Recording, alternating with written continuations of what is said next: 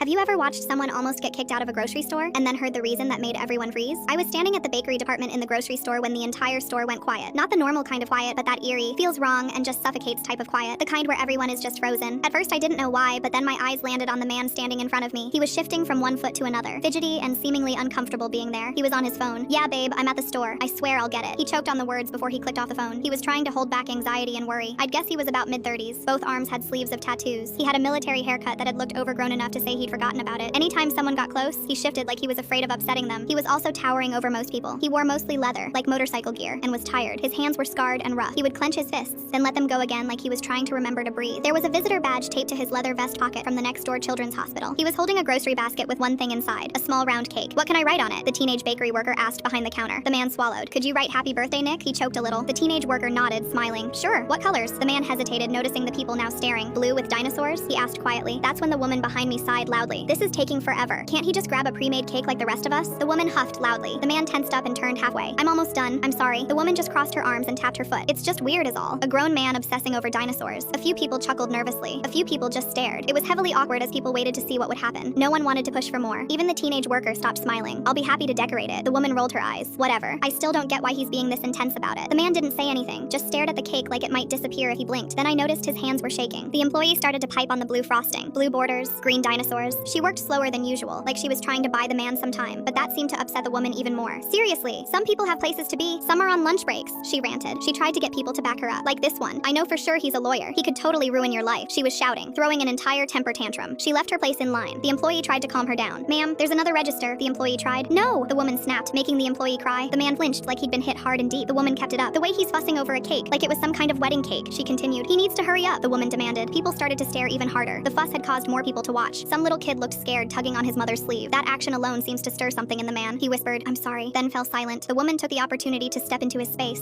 "Sorry?" she screeched. "Sorry is moving out of the way to let people with more important business to go ahead," she screamed in his face. The man held silent. When he finally did speak, it came out broken, tired, and full of worry. "I wasn't going to say anything, but I can't leave without this cake," he said. Everyone held their breaths. "My son turns 4 today," the man continued. A few people looked sympathetic, but it wasn't enough to understand the fuss. "He's next door, in the pediatric ICU. He's been there for 2 months. Leukemia. They said if he makes it through tonight, we can celebrate." Everyone looked stunned. The employee started to cry. All he asked for was a cake with blue frosting and dinosaurs. He said if he eats cake today, it means he's winning. Someone let out a huge breath. The air felt heavy. "The cake is the only thing I'm allowed to bring him. No candles, no singing, just the cake." The woman tried to backtrack. "I didn't know," she stammered, but the damage was done. People were openly weeping. The manager of the store immediately declared the man didn't have to pay. The woman was banned from the store. The best part? The phone call the man made as he left the store. "Yeah, Nick, I got the cake, buddy. We're winning."